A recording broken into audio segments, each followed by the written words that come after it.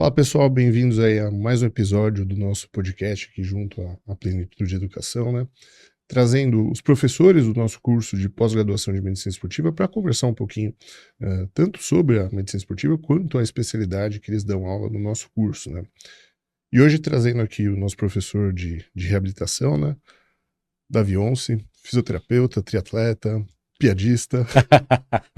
Seja bem-vindo, Davi. Obrigado, Obrigado aí Rodrigo. pela participação. Obrigado pelo convite. Surgiu há quase 2 anos atrás, né? Um bate-papo de rede social, que você estava montando ainda esse grupo de pós-graduação na parte médica.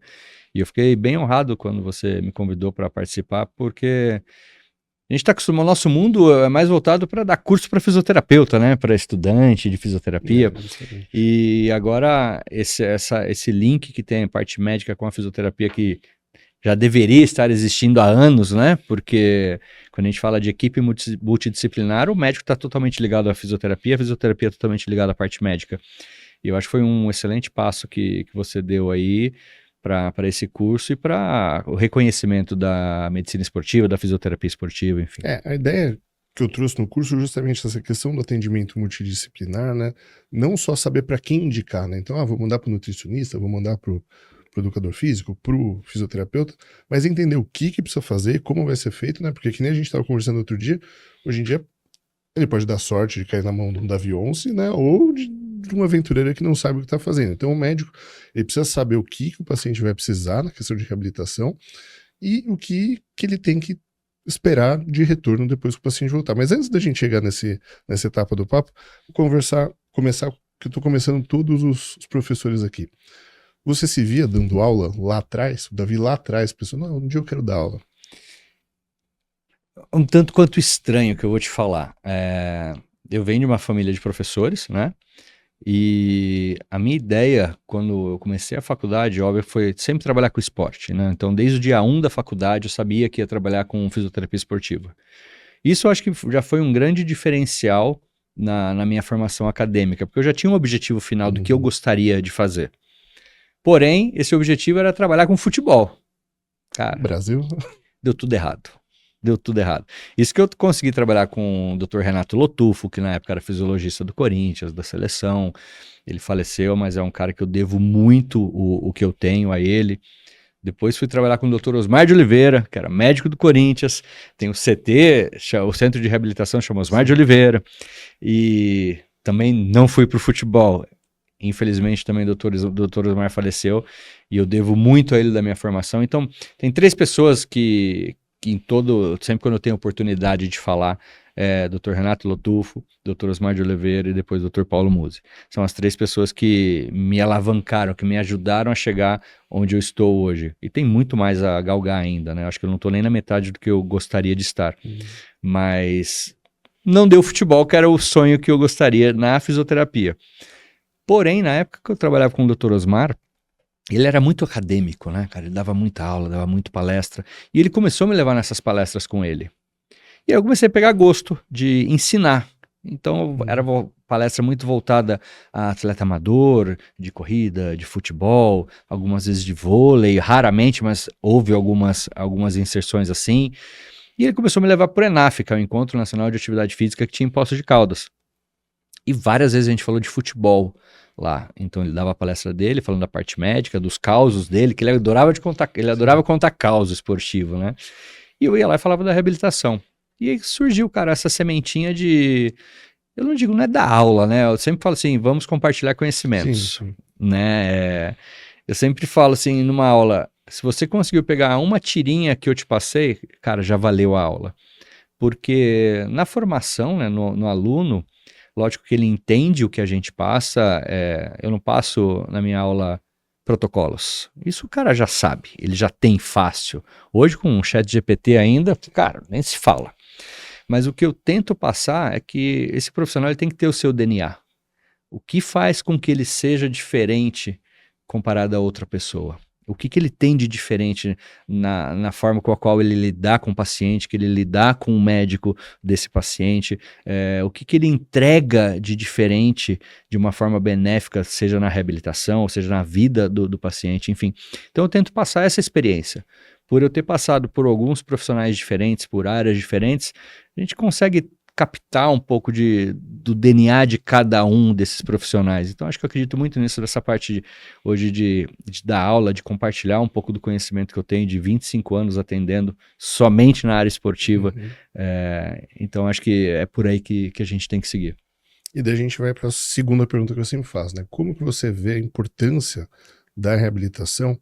E daí eu abro um parênteses para falar da forma que você trabalha, né? Porque você não é aquele fisioterapeuta da maca, do branco, fazer gelinho, fazer tênis, né? Você põe o cara para fazer exercício, para ele se reabilitar dentro do que ele está acostumado, do que ele precisa fazer. Então, como que você vê isso, na importância de um consultório de medicina esportiva, que o pessoal muitas vezes acha que também medicina esportiva é só o cara que quer emagrecer, o cara que quer ficar forte, ou o cara que quer mudar o físico, mas às vezes é isso, a pessoa que ela faz uma atividade física, ela teve uma lesão, ela precisa de uma recuperação, então vai entrar aí o ortopedista, o médico do esporte, mas principalmente o fisioterapeuta. Então como que você se vê inserido nesse cenário da medicina esportiva? Rodrigo, eu brinco assim, a minha clínica hoje, ela não é uma clínica walk-in. Você chega lá com um pedido médico e você vai ser atendido no momento. Trocando em miúdo, você vai lá num estúdio de tatuagem, tem um livro ali, eu quero essa tatuagem aqui. Cara, não é isso. Então, o meu primeiro contato com o paciente é extremamente um diálogo. Então, eu fico 1 hora e meia com o paciente, entendendo qual é a vida dele, o que ele faz de esporte ou se ele não faz de esporte, o que ele acha da atividade física. A gente tem que entender que atividade física é uma coisa, prática de esporte é outra, completamente diferente, tá? Então eu vou começar a entender quem é essa pessoa que está na minha frente e como eu vou lidar com ela. É isso que eu sempre falo, aí não entra um protocolo, né? Porque o protocolo não serve para as pessoas diferentes, né? Depois desse bate-papo que eu peguei o que esse cara faz, como que ele machucou, se foi na prática esportiva, se foi andando na rua, torceu o pé, se é um cara tabagista, se ele é um obeso, se é um ex-atleta, tudo isso conta na forma com a qual eu vou reabilitar esse paciente. E aí eu vou para a parte física, que é a avaliação mesmo ortopédica da lesão dele, de ombro, joelho, quadril, enfim. E aí, cara, eu sempre falo assim, se nós estamos trabalhando com a fisioterapia esportiva, e na clínica eu tenho mais maca do que espaço, alguma coisa está errada, tá? Não que a gente não utilize a maca para reabilitar, porém, se é um cara que se machucou em movimento, fazendo algum gesto esportivo, eu tenho que reabilitar ele nesse gesto esportivo. Eu tento fazer essa reabilitação o máximo, mais breve possível, na medida que ele consiga executar o movimento. Não estamos falando em perfeição, mas que ele consiga... Vamos supor, se é um atleta de vôlei, fazer o movimento para trás, fazer o corte, dar a cortada, cara, eu vou começar a fazer isso com ele. De uma forma passiva assistida, ou se ele conseguir sem dor, de uma forma ativa, dependendo da lesão que ele tem. Então eu tento ao máximo, cara, levar movimento ao meu paciente. Ah, mas é a Dona Maria, que foi lá na feira, pisou num buraco e torceu o pé. Ela vai fazer isso? Cara, ela não vai fazer atividade física, mas ela vai fazer exercício para o pé. Lógico que eu vou fazer o TENS, eu vou fazer, de repente, um laser. Não existe uma regra, né? Então eu vou utilizar do método de fisioterapia que eu acho devido para aquele paciente, para aquele momento em específico. Porém, ela vai fazer exercício sim. Ela vai subir a escadinha dela, vai descer a escadinha dela, vai fazer a borrachinha, vai tomar um cafezinho e vai embora para casa feliz da vida. Então a gente saber trabalhar de formas diferentes, por exemplo, uma mesma lesão, só que com pessoas totalmente diferentes. E daí eu trago também um pouco para o meu lado, que além de médico do esporte, eu sou cirurgião de coluna, né? Eu sempre falo para os pacientes que não adianta ele só operar, não adianta ele só fazer a fisio, não adianta, por exemplo, ele só se exercitar, né? Tem que fazer tudo junto, porque daí a gente volta naquele papo que a gente estava tendo antes da gravação, né? Da multidisciplinaridade, né? Então, daí como que você puxa para o paciente a necessidade dele não cuidar só ali do momento que ele está com você, mas dele fazer esse trabalho de fortalecimento, dele seguir a orientação do médico, do nutricionista, porque não adianta o cara só ir lá fazer o exercício que for que você passar, senão o resto da semana ele não se cuidar, né? Então como que você vê isso, a importância e como que você lida com os pacientes nessa situação? Tá, primeiro papo também que eu tenho com o paciente, eu tento entender se é um cara que está acostumado a fazer uma atividade física. Se ele está acostumado a fazer, cara, tirou um peso das minhas costas. Porque o que eu brinco, cara, não é a quantidade de sessões semana que vai fazer uma evolução rápida ou não, e sim a periodicidade ou a constância dele ir até a clínica, isso em tempo, não necessariamente em quantidade.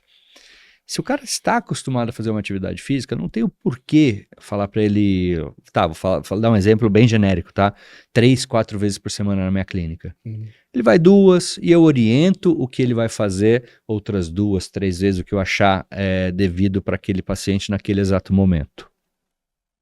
Se é um cara que, pelo papo, eu entendi que ele não vai fazer, eu vou orientar, cara, vamos nesse começo, vamos fazer 3 vezes por semana? Se a gente vê que está muito lento, a gente aumenta para 4. Se a gente vê que está muito rápido, a gente diminui para 2.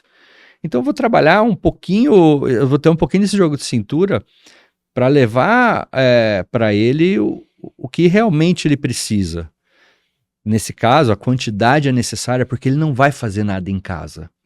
E hoje, com a minha segunda graduação com educação física, me facilitou muito essa orientação em casa, que se é um cara que está acostumado a fazer uma academia, alguma coisa, eu monto o treino dele.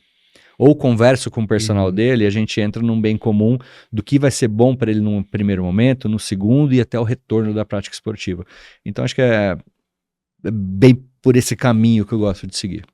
E daí a gente entra nisso da questão, já aproveitando então que você também tem a formação em educação física, né?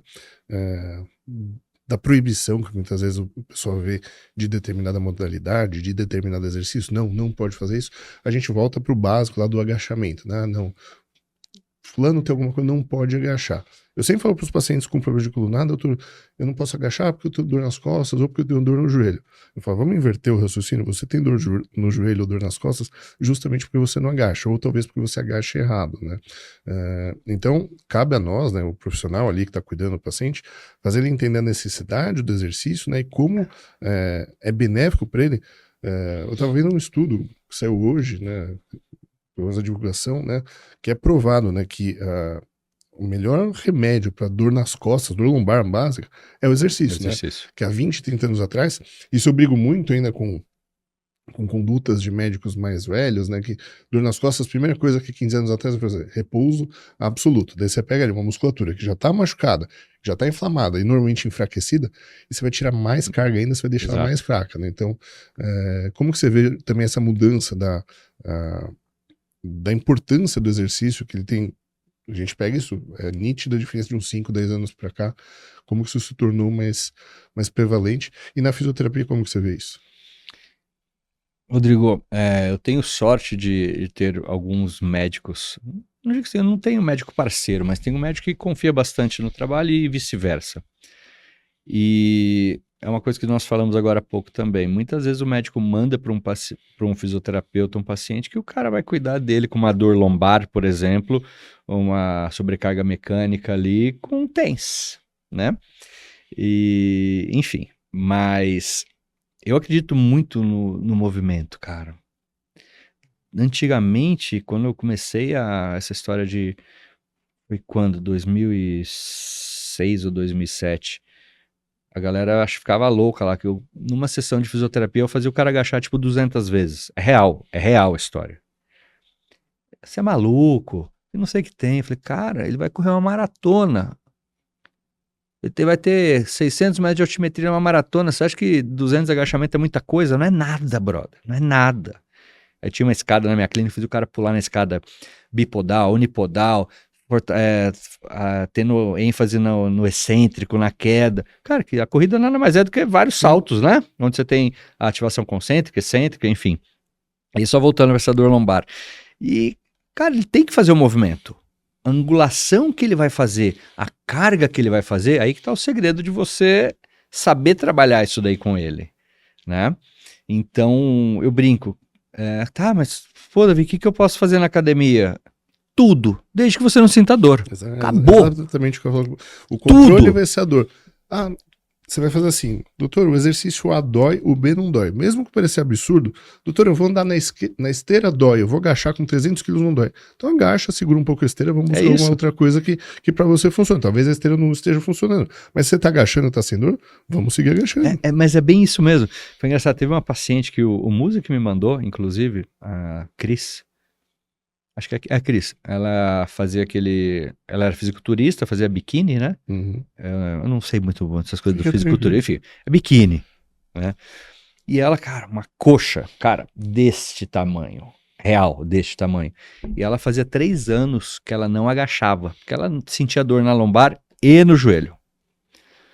Beleza, fui avaliar. Aí o Paulo me chamou, conversamos um pouquinho sobre o caso dela, fui avaliá-la. Cara, vasto medial dela era negativo, ela não tinha vasto medial.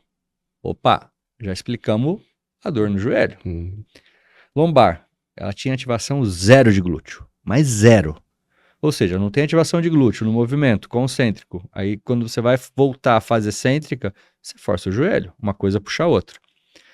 Eu fui fazer a avaliação dela, o que eu fiz? Peguei um taping, joguei a patela dela centralizada nas 2 pernas, extensora. Pum, pum, dói? Não, lógico, coloquei uma carga exatamente baixa.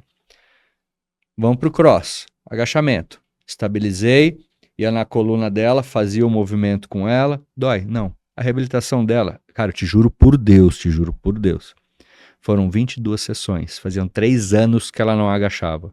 Ela voltou a competir. Então, nada mais do que o que nós fizemos, cara, foi dar vida a uma musculatura que estava adormecida, esquecida no corpo dela. Daí você pega justamente o exemplo de alguém que não pode dizer que não treina ou que não sabia treinar, mas talvez estivesse fazendo alguma coisa errada ou deixando de fazer. Um erro de treinamento, por exemplo, alguma coisa do tipo. Exatamente. Então, a reabilitação dela foi 100% ensinando ela a ativar vasto medial, ensinando ela a ativar o glúteo em todas as fases do movimento do agachamento. E a carga, a gente ia brincando, mesclando com o passar das sessões. Só, cara, foram 22 sessões, ela voltou a treinar 0 dor. Foi até quando eu passava pro Paulinho os exercícios que a gente fazia, ele não é possível que ela não tá sentindo dor. Eu falei, cara, 0. Então foi um puta case de sucesso que a gente teve. E, cara, eu sempre falo, você pode fazer tudo, né? Tudo, desde que você não sinta dor. E se você sentir dor, não é simplesmente vamos tirar o exercício. Vamos brincar um pouco, diminui a carga. Tá sentindo dor? Diminui a amplitude. Então você vai fazer um quebra-cabeça com aquele exercício para ele se adaptar melhor a você. E se em todas essas vertentes, muita carga, diminuiu, continuou dor, amplitude de movimento, diminuiu, continuou dor, tira o exercício, vamos trocar por outro que de repente vai te fazer a mesma função. E daí a gente vai seguir na reabilitação. Por isso, novamente, Rodrigo, que não pode existir um protocolo, cara. Não tem como a gente tratar o paciente com um protocolo. Ciências de saúde você pode protocolar. Uma forma engessada, sabe? Você trabalhar o paciente engessado. Acho que é mais para guiar uma linha de raciocínio, mas você tem que pegar aquilo que é um protocolo estabelecido de um tratamento, alguma coisa, e aplicar naquele paciente, mas ver o que para aquele paciente vai ser bom e o que não vai ser, né? E isso não vale só para reabilitação, né? A gente vê diversas situações na medicina, não, faça o protocolo, não, você tem isso, protocolo. Daí pega 2 pacientes, às vezes, com a mesma queixa, mas pacientes totalmente diferentes e faz o mesmo tratamento. Não faz sentido. O que eu vejo, sim, o protocolo é para nos guiar fisiologicamente como está aquele pós-cirúrgico. Porém, cara, nada impede que a gente consiga acelerar esse protocolo se o paciente está nos dando uma resposta positiva no tratamento, sem edema, sem inchaço, sem aquela dor tardia no local da lesão, a gente não está forçando muito enxerto, de repente no cruzado anterior, ou de uma lesão de supra, um pós-cirúrgico de supra. Já que você falou aí no pós-cirúrgico e no cruzado anterior, tem algo curioso do seu tratamento que é o pós-operatório da LCA, né? No dia seguinte você já mete bala no cara. Cara, né? já. E isso eu acho muito legal, porque hoje em dia, mesmo pegando cirurgiões mais jovens, né, pessoal teoricamente mais moderno, ainda se assusta com isso. Fala, não, vai estragar a cirurgia. Muito pelo contrário. Eu sempre falo assim, se é um paciente que eu já conheço, que fez um pré-operatório comigo e eu pego o pós-operatório, eu vou, cara, com toda a força, eu sei o que eu tô fazendo. Uhum. Se é um paciente que veio de um médico X para mim e eu tenho que conhecer, lógico, eu vou pisar em ovos um pouquinho, mas sempre eu vou dar aquela forçadinha a mais, entendeu? As técnicas cirúrgicas estão muito evoluídas. Não é a cirurgia de LCA não é aquela cirurgia de 20 anos atrás, cirurgia aberta, arrancava pedaço na patela, pedação do posterior, suturava ali, aquele ponto gigantesco, entendeu? Aquela incisão gigante, que se engessava a perna do cara, né? Então, eu acho assim, cara, quanto mais precoce começar o processo de reabilitação, o paciente vai ganhar lá na frente, entendeu? Eu não vou... Cara, se ele fez um LCA com menisco, eu não vou dobrar a perna dele. Eu vou respeitar ali 6, 8 semanas, mais por causa do menisco, não pelo LCA. Mas, cara, eu vou trabalhar controle de edema, vou trabalhar articulações adjacentes, panturrilha, quadril, porque quando ele colocar o pé no chão ali, depois de 6, 8 semanas, ele tá totalmente fraco, atrofiado. Sim. E não só o joelho. Né? Exato, então eu tenho que pensar nas articulações acima e abaixo. Então eu mexendo, trabalhando quadril, trabalhando tornozelo com ele, cara, a perninha dele tá esticadinha ali, tá erguendo, colocando pro lado, panturrilhazinha, e acabou. Entendeu? Então eu não tô mexendo ali. Então acho que o médico tem que entender isso, cara. Que eu não vou estragar a cirurgia dele. Muito pelo contrário, eu tô preparando ele para quando resolver, eu puder mexer o joelho dele, no caso de um ligamento cruzado e menisco, ele tenha mais estabilidade, ele tenha mais função muscular para estabilizar o joelho, entendeu? Então eu vejo muito por isso. Eu tô com um menino de LCA, Rafael, que, ele é meu paciente há 12 anos. Ele é atleta, várias lesões, e eu acompanho ele. E ele operou, falei, cara, você vai operar na quinta, segunda-feira abre a clínica pra mim, eu quero chegar lá e te ver lá. E aí, comecei a fazer uma brincadeira com ele, a gente grava toda a sessão. Foi 19º dia de pós-operatório. Ele tava com flexão total, extensão total. Se a gente olhar em protocolo, vai falar assim, cara, eu sou retardado. Mas, cara, eu tô dobrando, ele tá respondendo, o joelho não deu edema, não inchou, firminho ali a gaveta. Falei, cara, por que eu não vou evoluir isso daí?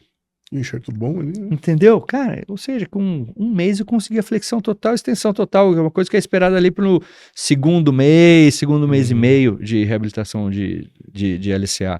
Então acho que é muito isso, a gente saber trabalhar a individualidade até onde a gente consegue chegar com segurança conhecendo o paciente. Mas o lance do LCA é um pouco controverso e polêmico atualmente, né? Porque teve um pouco de um retrocesso, né? Principalmente se a gente pensar, Brasil, futebol, jogador de futebol profissional. Há uns 3, 4 anos atrás, o pessoal tava voltando a jogar com 5, 6 meses, né? Daí perceberam que tava relesionando bastante. Agora deram uma segurada, 7, 8, às vezes 12 meses para retornar, né? E como que a reabilitação enxerga isso? Então, foi um retrocesso necessário? Ou o pessoal estava errando a reabilitação e voltando cedo, mas sem reabilitar direito? Como que você enxerga isso? Eu acho muito, Rodrigo. Teve uma época que a galera inventou umas chuteiras diferentes, né? Com trava de dente de tubarão, uma trava curva. Enfim, que falava que te dava maior tração, dava mais estabilidade. Que nem a briga atual que tem do gramado sintético, exato. Mas enfim, nessa época dessas chuteiras, a gente lembra que é um pouquinho mais tempo do que você falou de exemplo, tá? Mas ocorreram muitas lesões de ligamento cruzado. Por quê? Então você pegava uma chuteira de uma marca X, ela tinha aquela trava reta e lateral aqui, né? Formava meio que um ângulo de 90 graus. E o cara colocava uma trava dessa para um cara que joga no meio de campo. Cara, o cara do meio de campo muda a direção, gira no próprio eixo. E o que acontecia com essa trava? Segurava. Pá, lesão. Eu lembro que teve até um atleta do Santos, eu não lembro hoje o nome dele, que ele teve a lesão, fez a cirurgia, toda a reabilitação, primeiro jogo ele rompeu de novo. E a galera começou a entender que essas chuteiras estavam causando isso, tá? Então, por mais que ele voltasse ali com 5, 6, 7, 8 meses, um agente externo estava causando a quantidade maior de lesões de ligamento cruzado. Teve toda essa evolução, enxerto, tipo de cirurgia, então aí começou uma briga da galera de fora com aqui, de usar o tendão patelar contralateral, então se o cara rompeu o ligamento cruzado do joelho direito, você tirava ali o patelar do esquerdo, colocava no direito, o cara voltava com 3 meses, Dr. Shelbourne, que inventou essa técnica, né? E aí você vai lá no consultório dele com um jogador de futebol americano no colo, não sei o que tem, os caras voltando com 3, 4 meses, porém, ele nunca escrevia sobre a reincidência, né? Então ficou alguma coisa assim. Se eu não me engano, tem um médico de Brasília que começou a fazer esse tipo de cirurgia também, usando um enxerto contralateral, mas não é comum acontecer, né? Que hoje no Brasil fala, pô, por que eu vou lesionar um joelho que não está lesionado para arrumar o que está lesionado. E a gente utiliza aí o patelar, ou o posterior de coxa, ou até o Allen Schertel em algumas vezes, enfim. Mas o que eu acho de verdade nesse tempo de reabilitação é a cobrança dos grandes clubes, cara. O jogador, por exemplo, o jogador de futebol... É muito dinheiro parado. É muito dinheiro parado, então o clube tá cobrando ele ali. É igual investidor, cara. Você abre um negócio, tem investidor, o cara vai te cobrar. Nego, e aí? Quando que eu vou ter dinheiro? O jogador é a mesma coisa. O maior ativo de um clube é o jogador. Então o cara vai lá e quer que ele volte logo. Só que sem pensar exatamente, né? Se ele tiver uma reincidência, ele vai ficar mais tempo fora ainda. Então eu acredito muito nisso, de que teve essa cobrança dos grandes clubes, para que houvesse uma reabilitação um pouco mais acelerada, e agora a galera está começando a tirar o pé de novo. Então, voltando não ali... perder mais dinheiro, Exato. o cara parando de novo. Então, voltando ali com 9, 10 meses, uma lesãozinha um pouco mais chatinha, 1 ano, mas deram já uma vida maior ali de reabilitação. Bom, estamos em maio de 2025, falar de jogador de futebol, falar de lesão de LCA, a gente tem que falar do nosso menino Ney, né? E eu sei que você tem umas opiniões um pouco polêmicas, né? Então... Vou ser cancelado de novo. Já deixo bem claro aqui que eu sempre fui, meus amigos me enchem o saco, eu sou muito Neymarzete, né? Mas me preocupa muito essa lesão dele, não só pela seleção, por ele ser o único cara que segura aquela porcaria faz 15 anos, mas assim, brincadeiras à parte, se a gente pensa num cara que joga no nível de excelência que ele joga, então a gente não tá falando de um bom jogador, a gente tá falando que um jogador em condições plenas de executar o futebol dele é sempre top 5, top 3 do mundo, né? Então, como que um joelho operado, independente ali, se ele faz ou não a recuperação, daí a gente entra numa discussão mais de polêmica social do que de outra coisa, qual que é a chance dele realmente voltar a exercer plenamente aquele Neymar que encanta todo mundo, ou no Neymar, vamos pegar um outro jogador de excelência, mas como que a reabilitação consegue devolver 100% da função do cara, porque é aquilo, uma coisa é você voltar a jogar futebol de uma forma bacana profissionalmente. A outra é a excelência do gesto esportivo muito específico ali que, por exemplo, o Neymar vai ter. Então, você como um físico que trabalha com esporte e começou lá atrás, namorando futebol, foi para uma outra área, mas sabe que o futebol é o que move o Brasil, né? Como que você vê esse caso? Vamos lá. Eu vou brincar um pouquinho, não tem como. Thiago Leifert, não vai me cancelar de novo, beleza? E eu tô tentando falar com você não responde mais minhas coisas. Mas vamos lá. Depois a gente conta essa história aí do Thiago Leifert, mas você tem que acreditar em telepatia. Tô avisando, acredite, cara. Mas brincadeiras à parte. O que eu acho, cara... Vamos pensar aqui um pouquinho. Voltar em alto nível ele não volta. Essa é a minha opinião. Eu continuo tendo a opinião desde quando ele fez a cirurgia. Ele não volta. O porquê que eu acho que ele não volta? Eu acredito que ele perdeu muito time inicial da reabilitação dele. Como eu falei anteriormente aqui, eu tento começar a reabilitação o mais precocemente possível para o atleta ganhar lá na frente. Infelizmente ele não fez isso. Pelos motivos dele, enfim, não cabe a nós julgarmos isso daí, a vida pessoal dele. É muito legal discutir isso, entendeu? Mas aqui a gente tá para discutir a parte técnica do negócio. Então eu acho que houve essa falha no começo, tá? Não sei quem é o físio dele, não sei com quem ele se tratou, se foi no Al Hilal. Ele era do Al Hilal. Al Hilal, ou se foi o staff dele, enfim. Mas eu acho que esse time inicial foi perdido, né? Então a gente está pensando, naquela época ele teve um ganho de peso, atrofia da musculatura, então é um ganho reverso, né? Ganhou peso, atrofiou a musculatura. Quem vai pagar ali é o joelhinho dele também. De novo, estamos falando em atleta profissional de ponta. Atleta profissional né? de ponta, exatamente. Totalmente diferente da nossa, mesmo que a gente goste de esporte. Né? E aí, quando ele voltou a treinar, depois de acho que 6 ou 8 meses, eu lembro que até o Jorge Jesus, numa entrevista um tanto quanto polêmica também, falou que ele não estava conseguindo jogar no mesmo nível da galera de lá. Então você imagina assim, o futebol de lá, cara, o futebol brasileiro é infinitamente mais forte do que o futebol que ele estava jogando. Lógico, lá tem o Benzema, tem o Cristiano. Tem pontuais ali, mas na média, cara, essa galera se sobressai, Sim. Não tem como. Claro que o time do Cristiano agora perdeu, não adianta ele jogar sozinho, é equipe. Não adianta o Neymar jogar sozinho, a equipe, enfim. E aí, cara, mandaram ele pro Brasil. Cara, o futebol aqui no Brasil é muito pegado. E não só muito pegado, né? Eu acho que Entendeu? daí ele foi pro pior lugar do mundo pra voltar de uma lesão que você joga a cada 2 dias, cara. E daí você vê, não é só o Neymar, você vê a quantidade de lesão de LCA que a gente teve só esse ano, ou do Pedro que tá voltando, o Caleri que lesionou no mês Exato. passado, e daí vão falar, não, é o Neymar que machuca toda Cara, Não, todo cara, mundo no todo mundo Brasil machuca, machuca toda exato. hora. É, o que faz aqui com o jogador, daí entra aquele papo de tonto, mas ganha muito dinheiro. Tudo bem, mas não tem dinheiro que transforme o corpo numa máquina que você consegue praticar um esporte de alta intensidade em alto nível a cada 72 horas. Exato. Cara. Não, é existe, inconcebível. Você não recuperou ainda. Em alto nível você não recuperou.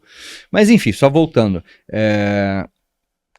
O que eu acredito, olhando de fora, tá? Não sei o que está acontecendo ali no dia a dia dele.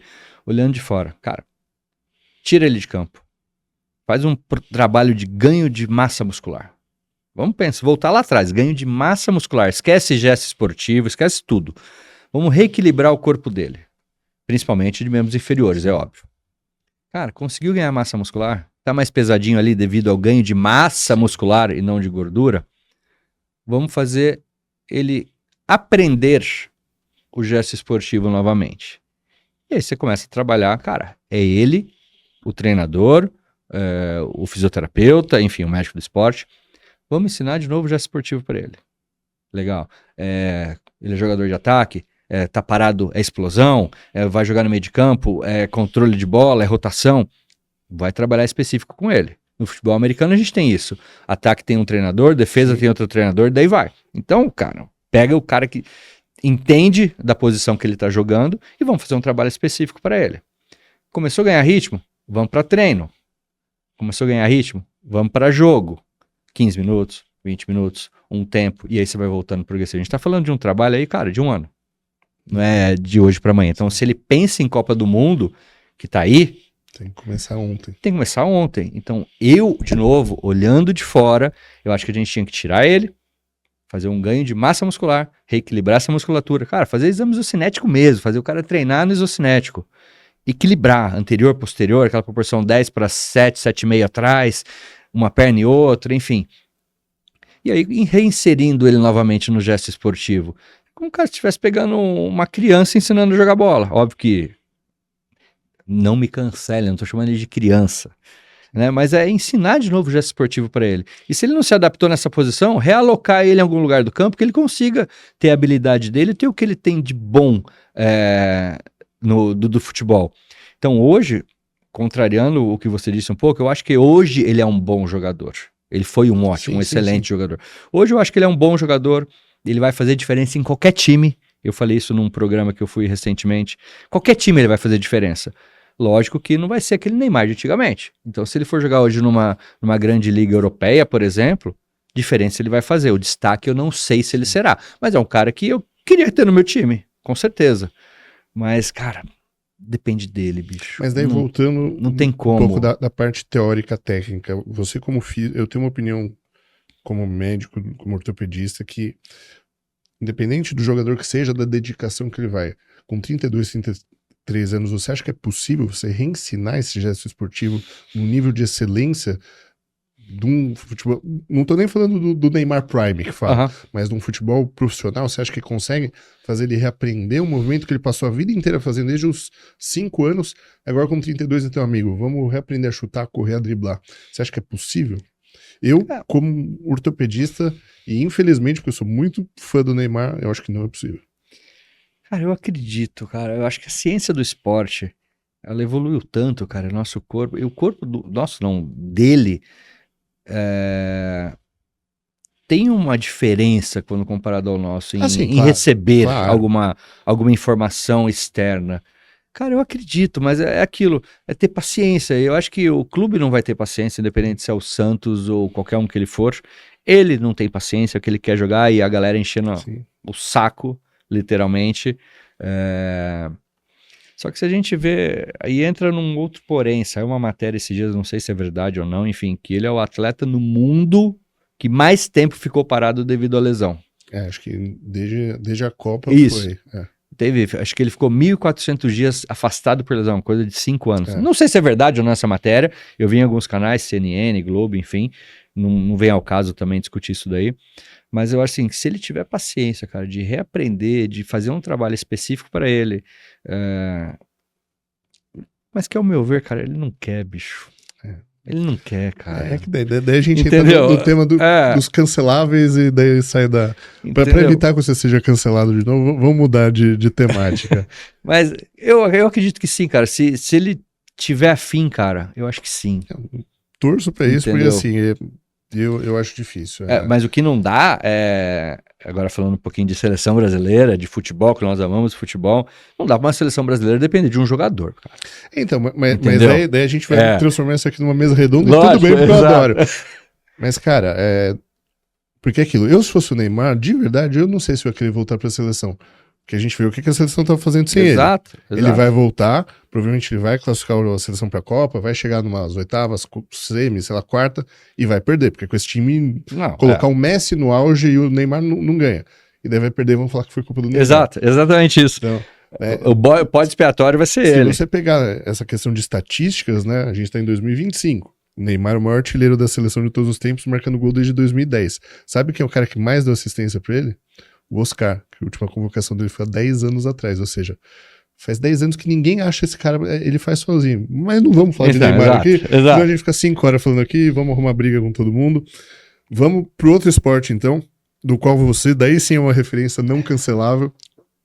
Corrida de rua, triatlo, como que você tá vendo isso na sociedade hoje? Porque eu até brinquei com você, minha esposa brinca, hoje em dia é a nova crise da meia-idade, né? Antigamente o cara na meia-idade comprava um carro esportivo, comprava uma moto, hoje o cara tá comprando uma bike e se inscrevendo numa prova de fim de semana.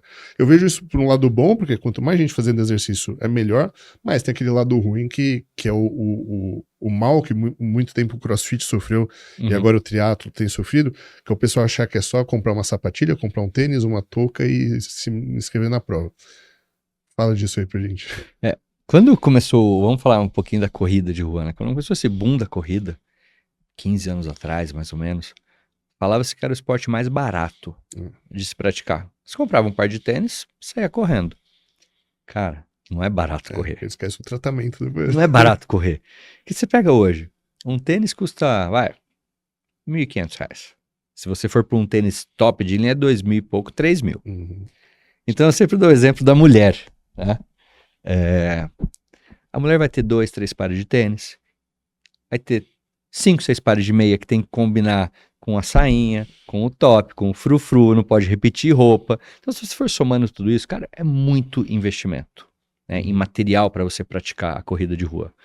Hoje, as inscrições de corrida de rua, cara, pega uma corridinha e bate R$300, R$400 a inscrição para você correr uma prova de 5, 10 quilômetros. E esgota em questão de uma tarde. A gente tá falando que chegou a São Paulo, teve um final de semana que tinham 3 ou 4 competições, a gente tá falando mais de 120 mil pessoas fazendo atividade física, praticando a corrida. Que é o que entra na minha cabeça, pô, acordar 5 da manhã pra correr e gastar dinheiro com isso, né? Daí quem vai ser cancelado sou eu. Exato. Então cresceu muito, e hoje o triatlo não tá assim, né? E o que eu vejo de perigoso nisso é o cara que tá saindo do sedentarismo, por exemplo, e começa a praticar corrida de rua e quer fazer uma maratona.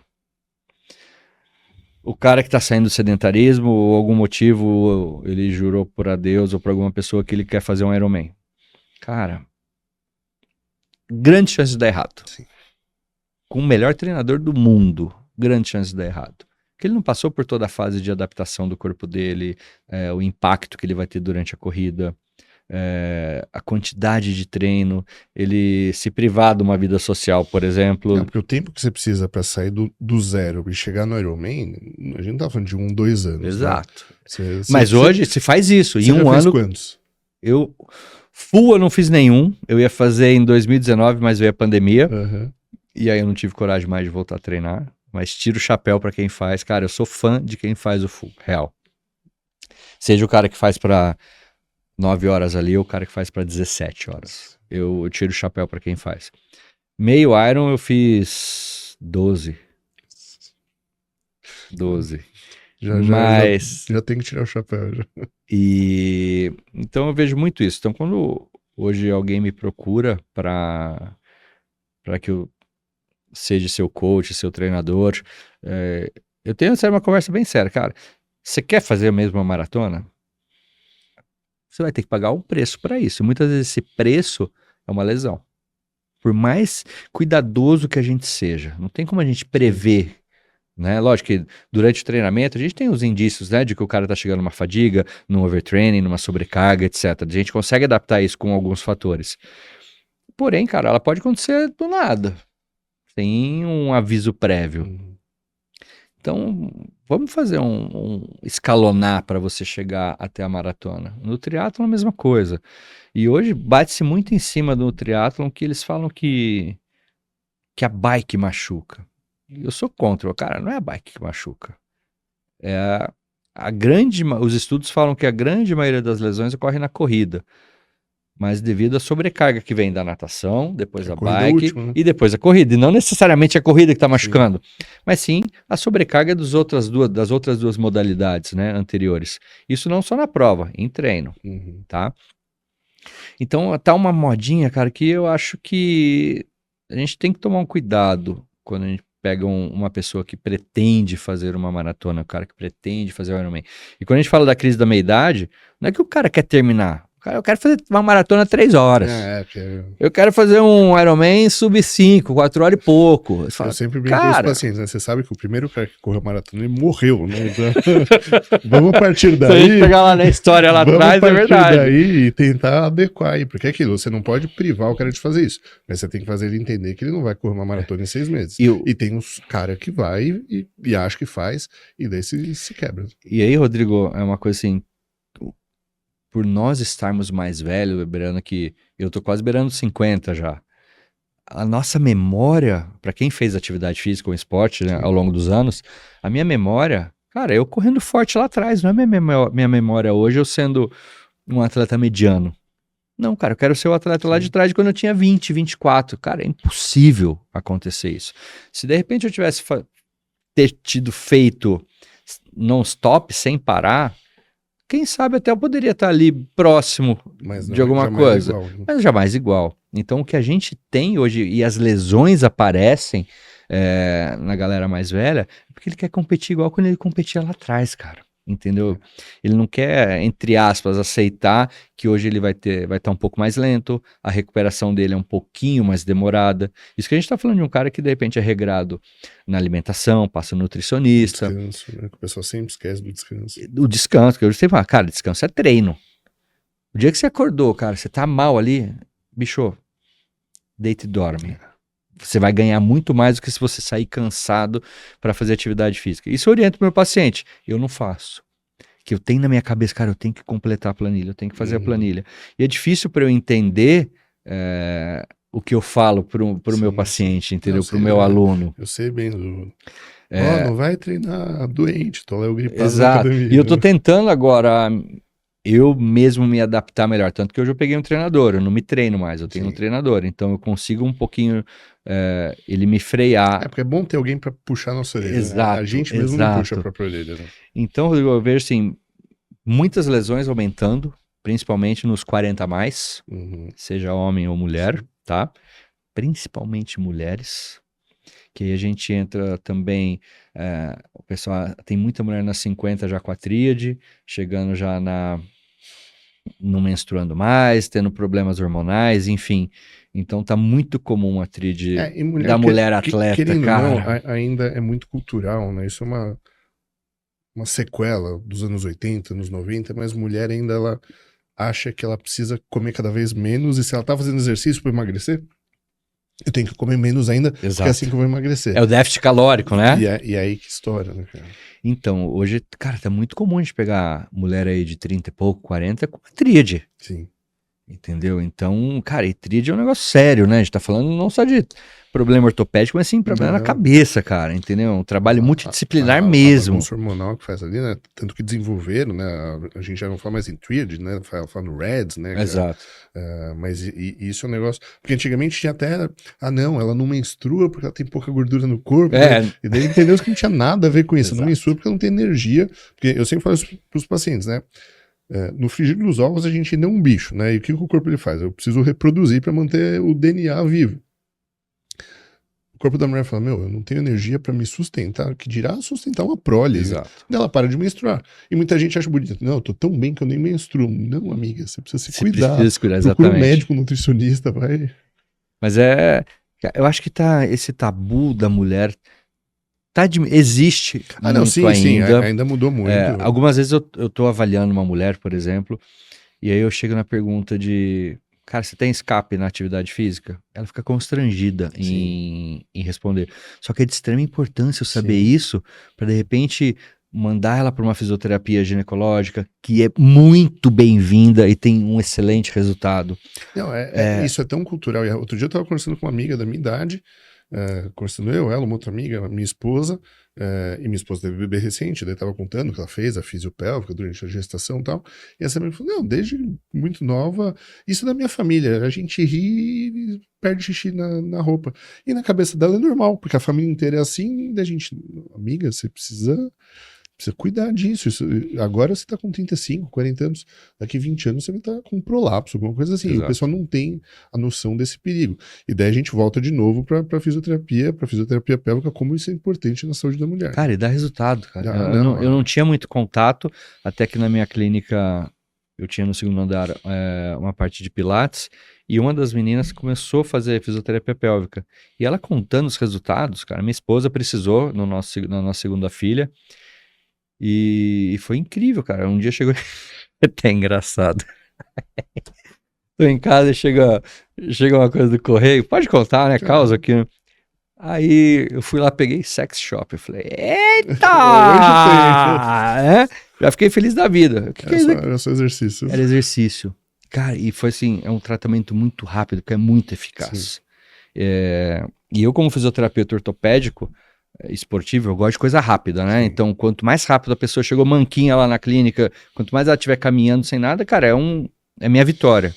E na fisioterapia pélvica a mesma coisa, cara, e é muito efetiva, é muito efetivo. Não, é algo que a experiência que a gente teve na gestação do nosso filho é algo que, se toda mulher gestante tiver acesso, tiver condição, não é só para quem precisa, é fundamental. Todas elas precisam, porque o auxílio que vai ter ali, não, mas eu vou ter cesárea. Não, mas a saúde do seu assoalho pélvico ali, que vai aguentar um peso gigante por 9 meses, se você não trabalhar, não fortalecer, depois vem o preço.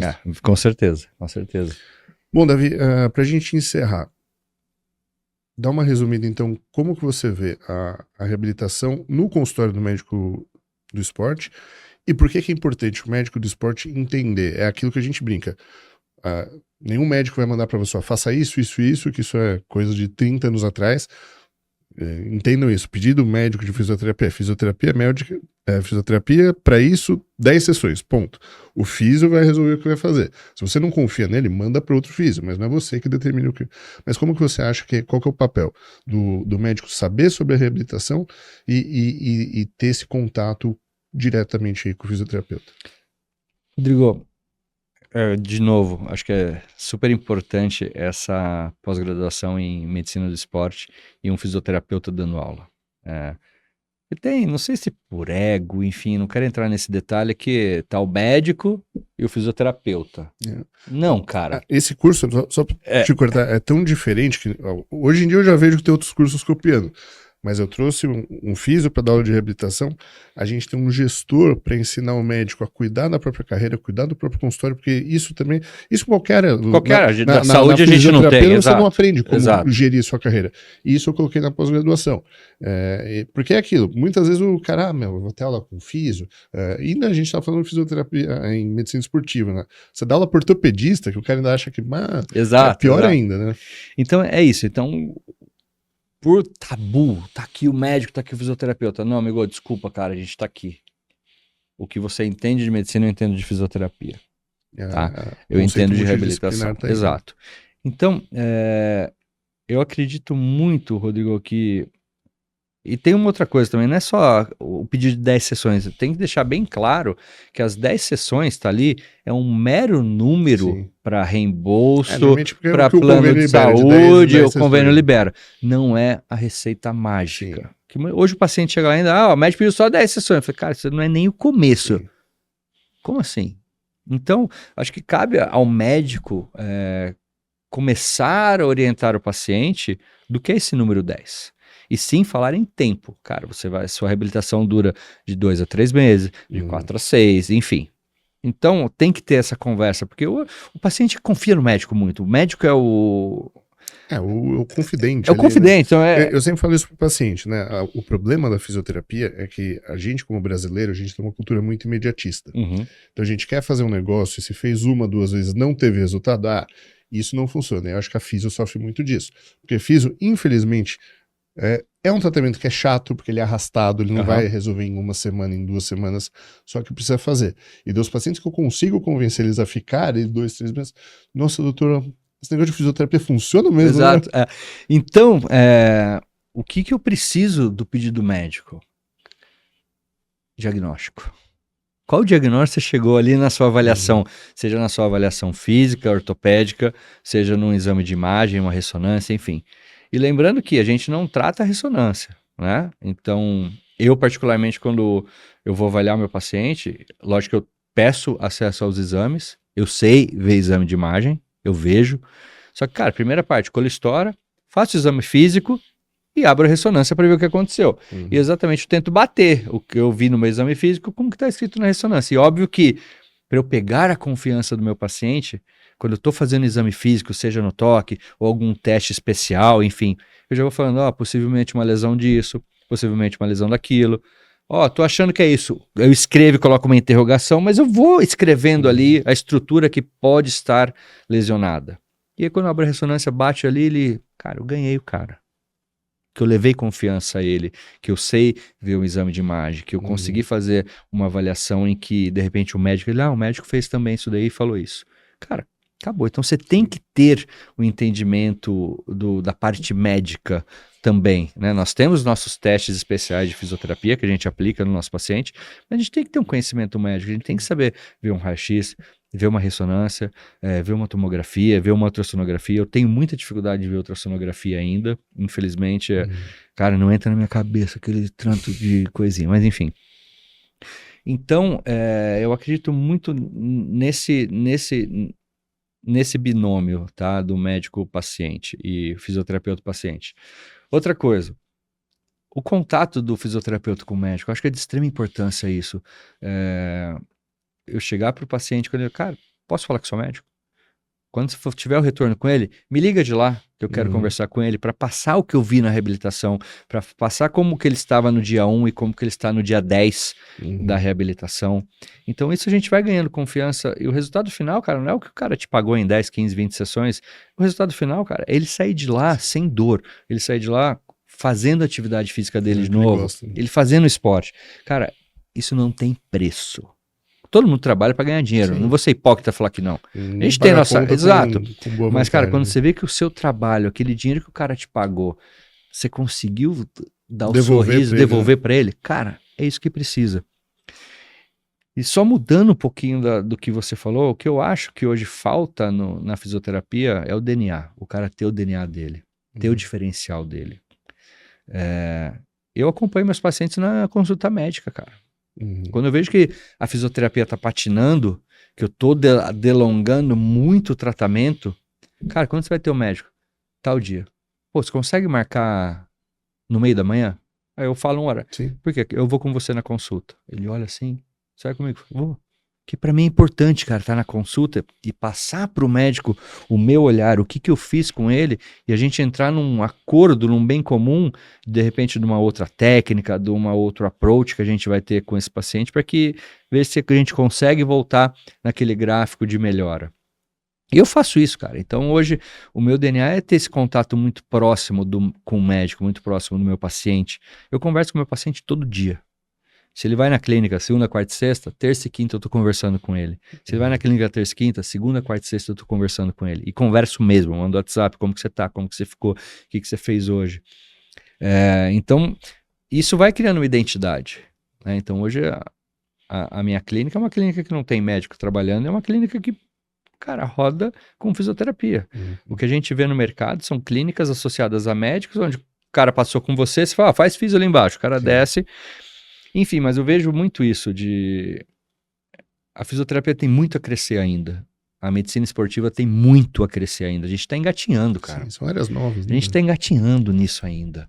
Então, acho que quanto mais a gente tiver esse contato médico, fisioterapeuta, paciente, fisioterapeuta, médico, cara, eu acho que essa troca de experiência vale muito. Então, eu passar para você que você fez uma artrodese lombar ali no cara, que no dia, uma semana depois, você pode mandar para reabilitação, porque eu vou trabalhar de uma forma que eu vou conseguir tirar a dor do cara, eu vou conseguir trabalhar outras partes do corpo sem prejudicar aquela cirurgia que você fez.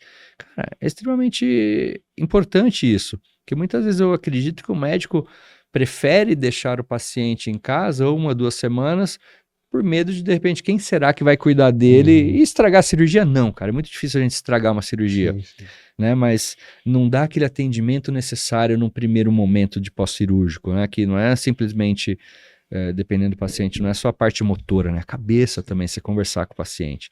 Eu tenho uma menina que, só pegando o gancho, ela teve um entorse, estava no jogo de São Paulo, foi descer arquibancada, pisou torto. Aí ela foi no Einstein, foi no hospital, corta aí depois, foi no hospital que levaram ela, e a médica fez um raio-x, não, pode ir pra casa, não precisa imobilizar nem nada, e o pé dela é desse tamanho, cara. Ela, de forma alguma, falou pra ambulância que ela me leva pro hospital. Aí foi pro hospital, ruptura de 2 ligamentos da articulação, uma fratura por contato, né, fez de um edema ósseo, e ela mandou pra mim, começou a tratar lá, espera que essas 10 sessões funcionem, que a médica pediu pra fazer 10 sessões. E aí? Como que eu vou falar pra ela aqui, minha amiga? Você vai fazer pelo menos 3, 4 meses de fisioterapia. Você vai ficar de bota aí umas 8 a 12 semanas por essa lesão que você teve. Vamos rezar pra não ter que operar. Que foi 2 ligamentos rompidos totais. Então, eu acho que o médico tem, que é o primeiro contato do paciente, o médico, ele ter essa expertise de explicar para o paciente a lesão dele, de explicar para ele qual vai ser o trajeto que ela vai ter, o caminho que ela vai seguir na reabilitação, porque facilita muito isso. Então eu vejo hoje ainda a parte médica muito engessada de faz exame, 10 sessões de fisioterapia, tararara, acabou. Cara, não, cara, explica para ela a fisiologia, explica para ela o que acontece se ela não fizer a reabilitação da forma correta.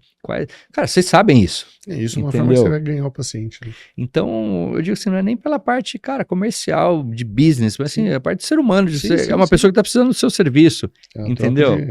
É aquilo, o médico, ele vende a confiança da pessoa em cuidar dela. Exato. Né? Então, você transmitindo essa segurança, é a melhor forma de você conseguir isso. Então, acho que esse contato tem que estar cada vez mais próximo. De novo, nossas profissões estão engatinhando, nossas especialidades estão engatinhando ainda, tem muito a crescer. E, cara, ela só vai crescer se a gente trabalhar junto, não tem como. E estudar, né? Tem que estudar bastante. Não, estudar eu continuo estudando até hoje. Sim. Não tem como você parar no tempo, né? Não, porque é isso, se você parar no tempo, não existe. Vem e te atropela. Né? Exato. Davi, Rodrigo, obrigado eu que agradeço. aceitar o convite, tanto do podcast, mas principalmente por ser um dos nossos professores, tá? Deixa aí, pessoal, onde que eles te acham, rede social, como faz para ser um atleta da Beyoncé. Cara, minha clínica fica no Brooklyn, eu tô ali na Ascensão Alves dos Santos.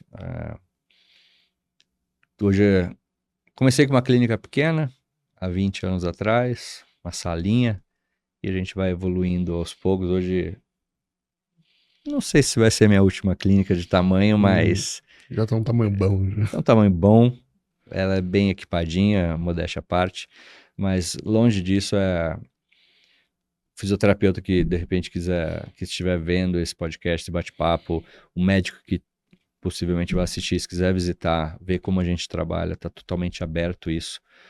De novo, eu não tenho... Cara, quanto mais eu conseguir compartilhar e passar um pouquinho do que eu tive, do que eu tenho, cara, eu falo assim, eu não tenho... Cara, a outra clínica não é minha concorrente, entendeu? Cada um tem seu perfil, cada um tem seu DNA, cada um tem a forma com a qual a gente trabalha, onde o paciente já vai na minha clínica me conhecendo, entendeu? Ou por rede social, ou por Google, enfim, o cara, acabou aquilo lá que o cara chega, ele sabe de você, bicho. Ele sabe onde você estava ontem à noite, entendeu? Então isso facilita muito o nosso contato com o paciente, com o fisioterapeuta, enfim. E o que eu falo para todo mundo, cara, começa devagar, não queira Você acabou a faculdade, cara, você não é fisioterapeuta ainda. Infelizmente, hoje você tem que estudar muito ainda, vai fazer uma pós-graduação, de repente quem gosta de estudar vai fazer um mestrado. Eu parei meu mestrado 2 vezes, eu sempre falo que vou recomeçar e não recomeço, porque eu gosto da parte prática.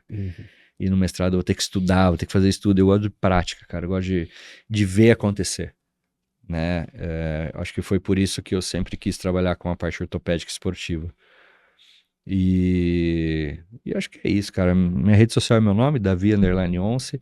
E eu que agradeço, Rodrigo. Acho que quando você me chamou, a gente nem se conhecia. Sim, foi indicação do Paulo, pra variar, né? Exatamente, a gente nem se conhecia. Então, acho que essa confiança, cara, não tem preço. Isso não tem preço mesmo. E o quanto eu puder contribuir para o crescimento da fisioterapia esportiva, da medicina, sim, sou fisioterapeuta, mas que eu consegui Sim. fazer com que a medicina evolua, cara, todo mundo ganha. E o resultado final é o nosso paciente. Então é isso, pessoal. Obrigado mais uma vez aí por quem acompanhou esse papo. Maiores informações sobre o curso de pós-graduação vocês vão encontrar tanto no site da Plenitude, quanto nas redes sociais, tanto da Plenitude quanto na minha. Quem tiver dúvida, pode mandar uma mensagem direto para mim, direto para o Davi, direto para a Plenitude, e a gente vai responder. Aos alunos da pós, aproveitem a aula do Davi, porque, como eu falei, logo vão começar a copiar, mas ainda tem muita coisa que você só encontra no nosso curso. Muito obrigado e a gente se vê num próximo papo aí. Até mais.